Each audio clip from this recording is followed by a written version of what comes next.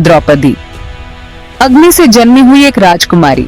उसकी उत्पत्ति ही असाधारण थी, जैसे कि वह किसी दिव्य उद्देश्य के लिए धरती पर आई हो। किस्मत के धागों से बुनी हुई एक तकदीर। उसकी कहानी में भाग्य का एक महत्वपूर्ण स्थान था, जैसे कि हर धागा उसकी नियति को बुन रहा हो।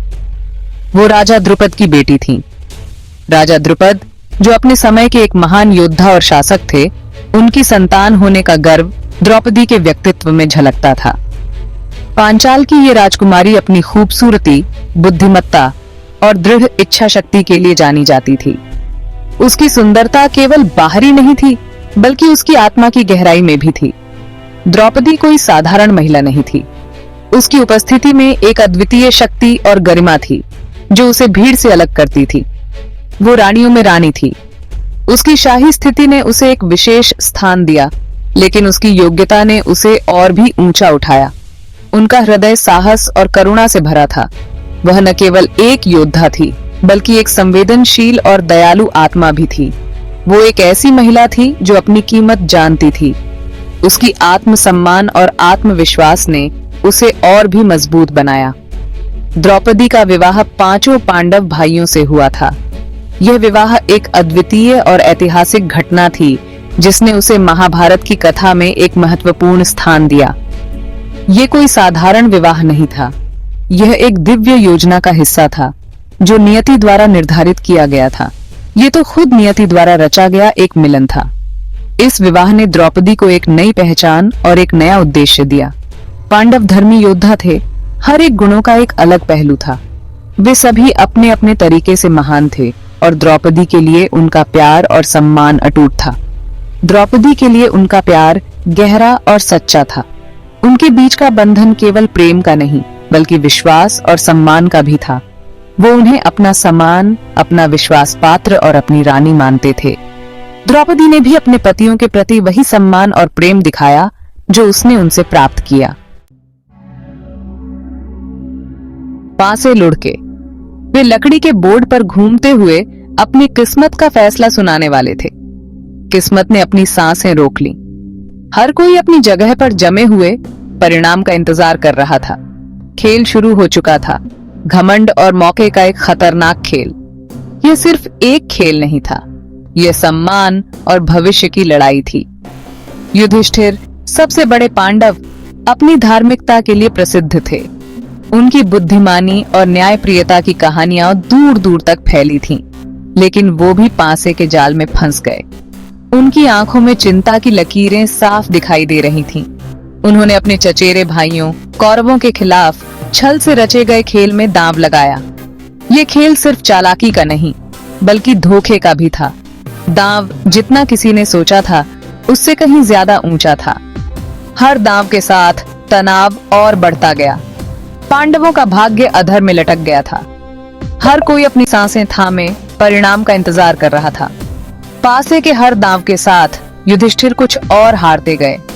उनकी हार का सिलसिला थमने का नाम नहीं ले रहा था। उनका धन, उनका राज्य और यहाँ तक कि उनकी अपनी आजादी भी उनकी उंगलियों से फिसल गई। यह हार सिर्फ भौतिक नहीं, बल्कि आत्मिक भी थी। ये खबर द्रौपदी के कानों तक पहुंची। वो हार गए थे। जैसे ही हकीकत सामने आई, फुसफुसाहट चीखों में बदल गई। उनके पति, उनके प्यारे, जुए में अपनी आजादी हार गए थे, और नियति के एक क्रूर मोड़ में उन्होंने उसे भी दांव पर लगा दिया था। द्रौपदी क्रोधित थी। उन्हें उसे एक संपत्ति की तरह मानने का क्या अधिकार था?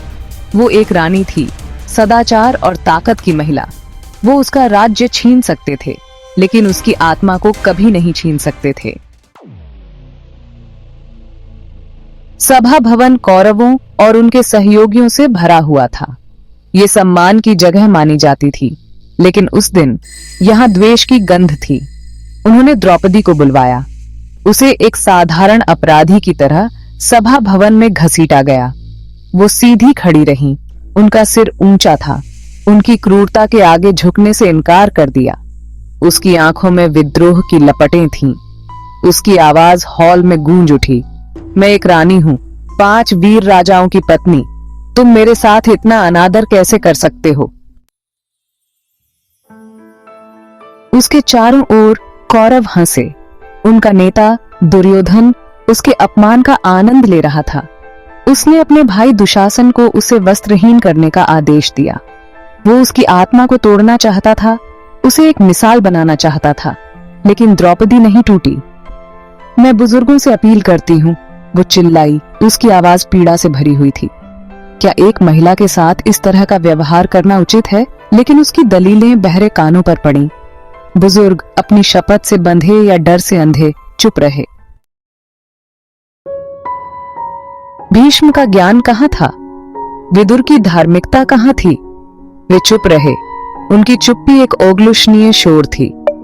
उनकी निष्क्रियता के भार ने द्रौपदी की आशा को कुचल दिया। वे न्याय के संरक्षक माने जाते थे, फिर भी वे खड़े रहे और देखते रहे, क्योंकि अन्याय उनकी आंखों के सामने प्रकट हो रहा था। द्रौपदी ने अपनी आंखें बंद कर लीं।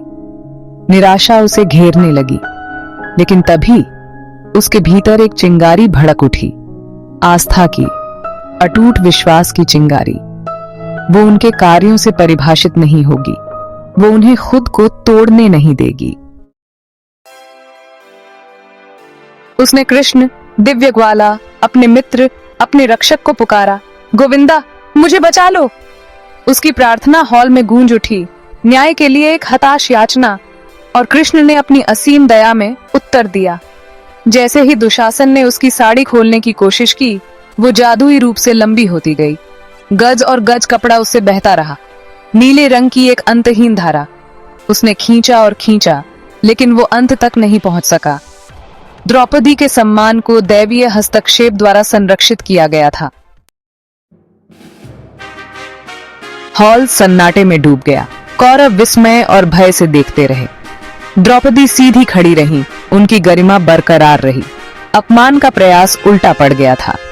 उन्होंने उसकी ताकत, उसके विश्वास को कम आंका था। इस घटना ने दुनिया में सदमे की लहरें भेज दी।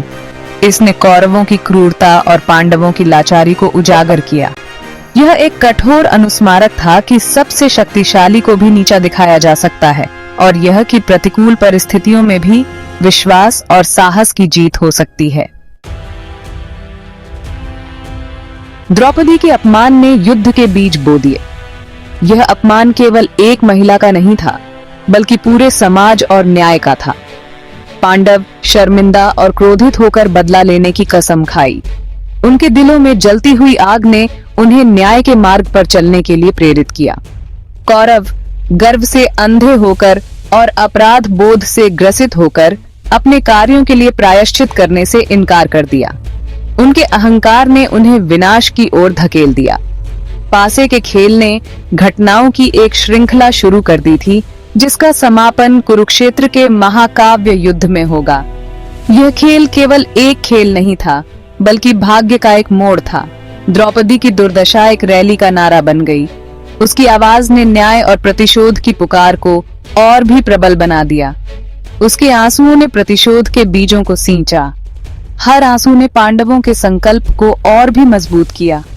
और जब समय आया तो वो अपने उत्पीड़कों के पतन को देखेगी, ये साबित करते हुए कि धर्म अंत में हमेशा प्रबल होता है। उसकी आंखों में संतोष और दुख का मिश्रण था, लेकिन न्याय की जीत ने उसे